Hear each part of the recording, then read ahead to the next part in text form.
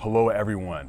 Today, I'm gonna be showing you how to draw Black Panther, one of the finest, greatest superheroes ever to be in comic books and on the big screen.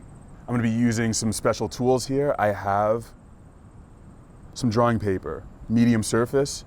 It's very thin. This is 14 by 17 inches, which is 35 by 43 centimeters.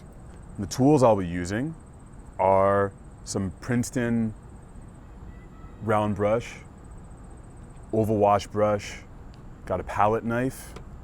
I've got my Prismacolor Premier pencils, light cerulean blue.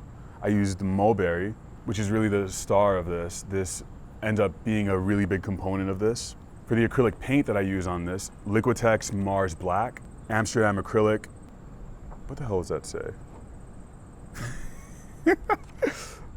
Pyrrole red and ultramarine blue. So if you'd like to draw along with me, you can use anything you'd like. You can use paper, you can use a canvas. I'd recommend using a very simple piece of paper. You can use loose leaf, you can use printer paper, something like that. You can use pencil or ink, perhaps. And if you have acrylic paint, that would really help to follow along with this, or perhaps some India ink if you've got any.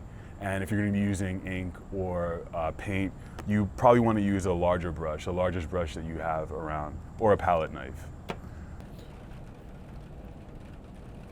For me, it's most exciting to get to a place where I feel like I have a basic likeness of the person, but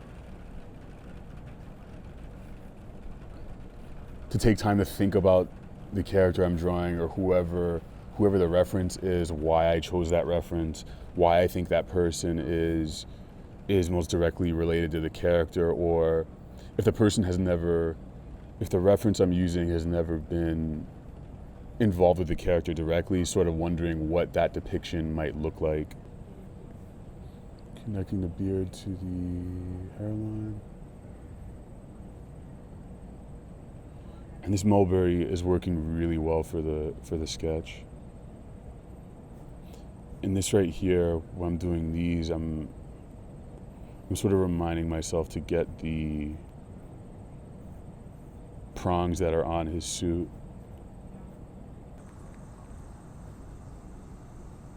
Mix a little bit of violet to go along with this black, which is going to be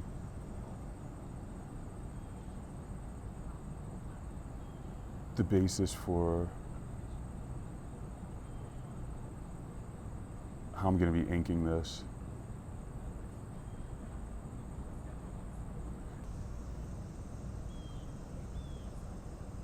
Just general.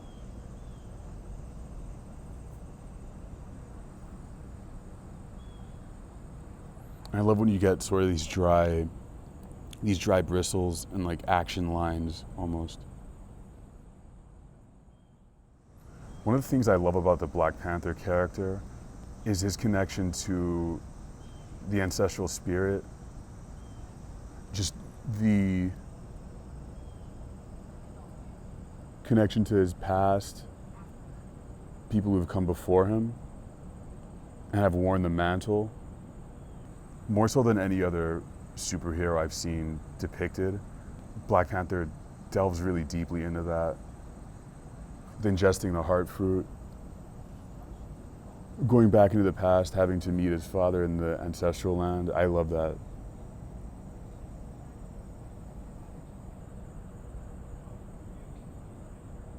This might be a little tricky with the eyebrows, but yeah. Chadwick's eyebrows. Yeah, there you go. It's beautiful.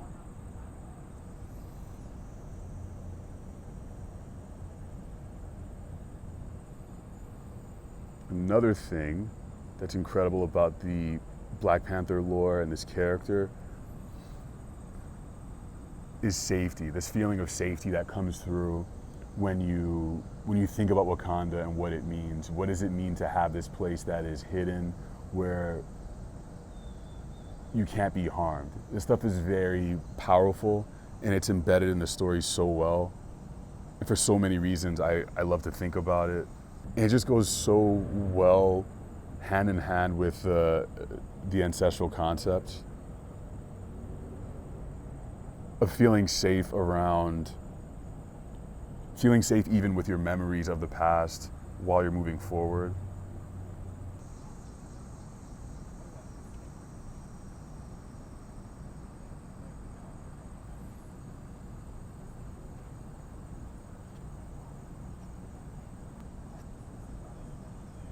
Which we can just try to coat it.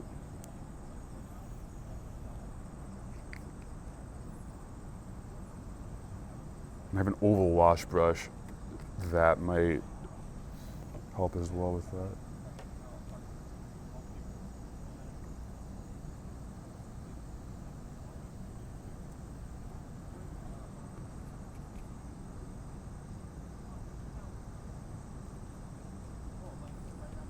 Water it down. Use this Liquitex acrylic.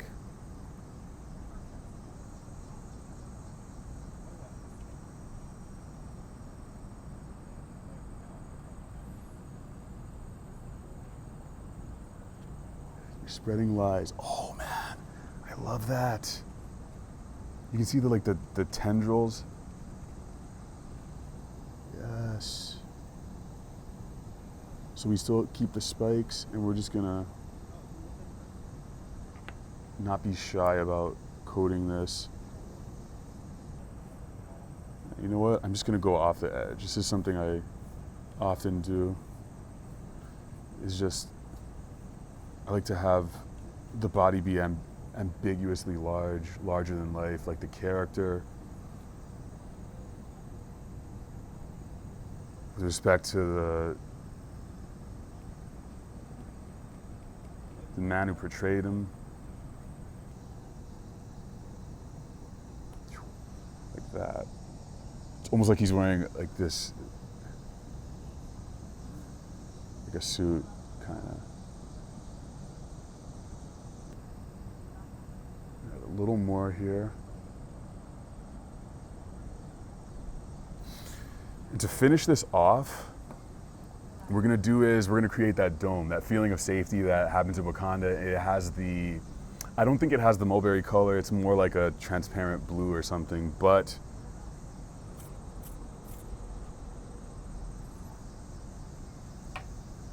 we can do that. We can just do something like assume that Shuri created a new design that uses the kinetic energy of the suit, but around the whole dome. So just a little more on the edges. And that's it.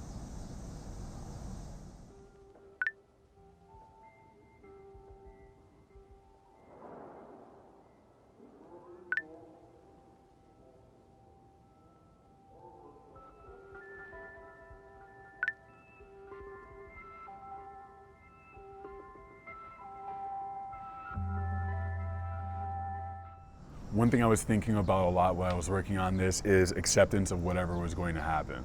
I watched this Miles Davis video one time where someone was talking about, I think it was Herbie Hancock, who was talking about how Miles Davis would turn your mistake, if you were in the band with him, he would just turn your mistake into something that was right. He's reminiscing about playing with Miles Davis, so he's obviously very nervous, and he screwed up some kind of note, and he's like cringing at his piano, and Miles Davis sort of like took a second to think about it and just blended it in to what they were working on. That's a big piece of advice I have to give you in any creative endeavor you have, is to get to the point where you're willing to just accept something that you consider a mistake and think about it as an accident that you can just run with and use it to propel you to whatever next phase you're going into. Because perfection is kind of boring. You don't want things to be perfect. You don't want things to look exactly like they do in real life. Really trust yourself, whatever stage it is that you're at, and look at the drawing you're working on, and as much as possible, just love that drawing and treat it as if it's a drawing that your friend or family made, and just look at it and accept it for what it is. And if there's something that you need to work on a little bit, that's fine. You're just gonna get there eventually. And it really doesn't matter what phase you're in. If you're a person just starting out, if you're 3 years old drawing, or if you're a person who is making $1 trillion from every painting you make and everyone knows that you're the best painter ever, you're always going to have those moments.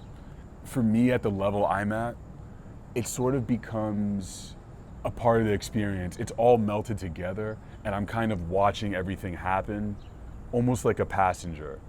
You're sort of watching the drawing happen, and you can reach this at any level of the drawing cycle you're in, whatever level of learning you're at. You can reach that point where you just accept it. One great way to get to that point is just to say to yourself, no one's going to see this. That's an easy life hack to do that. If people are going to see it, it's a wise path to just say that this drawing isn't me. This is an object outside of me that I created, or I took part in creating, and you can put it up on the wall. This is what they do in art school. You put it up on the wall and you look at it and you say, this isn't even something I made. This is something that just happened. And you look at it, what would I change if I had to do this again? What would I keep? That's a cool exercise to think about whenever you're drawing. It was fun to use a different angle on this. Me painting at this angle, I'm drawing this way and painting this way, which is very different from painting this way or doing it like this, which are very sort of natural ways of doing it. But you always find something interesting when you go outside of your comfort zone, no matter what it is you're working on.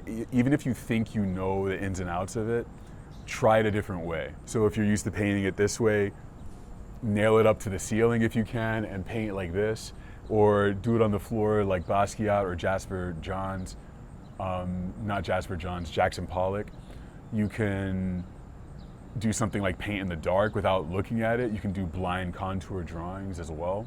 Me painting in this angle, I did have a few thoughts like, this is outside of my element, and that's exciting to me. It's exciting because I don't know exactly what's going to happen. Another thing that I've been doing is drawing with my left hand. Again, super exciting. This is my non-dominant hand.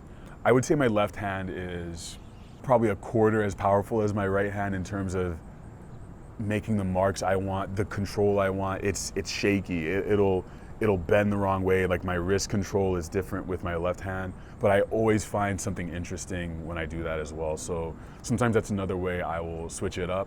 And potentially in future videos, I might even switch that up to just make me more excited about what's happening and further separate myself from what is happening on the page and say, hey, this is a new technique. This is a different way of me looking at it. What happens when I do this? What happens when I try that? So I'm learning as I'm going, and it's exciting, and that's what keeps me involved and motivated inside of it, doing something that I've done so many times, which is draw a portrait. The MVP of this was the Mulberry Prismacolor Premier pencil. I've used this pencil a little bit, judging by how much I've sharpened it. I've definitely used this some, but never as much as I've done today. And I always tend to hotter colors that exist on that red side of the spectrum, but this was very pleasant to use. And I will for sure enlist the services of the Mulberry pencil in future drawings. One thing we're always excited to see are your drawings. If you decided to draw along with Black Panther and create your depiction of Black Panther, however you did it, whatever medium or media, we would love to see it. Send your drawing to ask@domradburn.com or comment below with a link to your drawing, and it might show up in the next video. So, we thought about Black Panther, we drew Black Panther, we thought about what is behind the character, what's behind the idea of Wakanda and safety. We thought a lot about Chadwick Boseman, and we created this depiction at an angle using different tools, including the brilliant Prismacolor Mulberry pencil and some acrylic black paint done in different ways. Wet, dry, different kinds of strokes with the broad, thin, and we thought a little bit about how to accept mistakes whenever we're inside of a drawing or outside of a drawing. Stay creative out there wherever you are, keep at it, and I'll see you next time. Thanks for watching.